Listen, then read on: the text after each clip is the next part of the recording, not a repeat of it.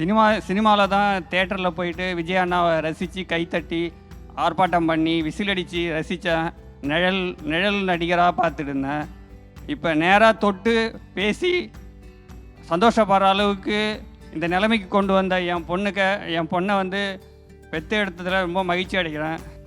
என் பையன் அண்ணாவுக்கு happy birthday சொல்கிறாப்புல. Happy birthday Vijay uncle. என் பொண்ணு மயிலாடுதுறை மாவட்டத்தில் 3வது மதிப்பெண் பெற்றிருக்கா. அதற்காக கலெக்டர் அவர்கள் என் மகளை மட்டும் தனியாக அழைத்து வந்து பாராட்டி மகிழ்ந்தார்கள். ஆனால் விஜய் அண்ணா அவர்கள் பெற்றோர்கள் எங்களையும் சேர்த்து பாராட்டி மகிழ்ச்சி கொடுத்ததுக்கு நாங்கள் ரொம்ப கொடுத்து வைத்துள்ளோம். இதை என்றும் மறக்க முடியாது.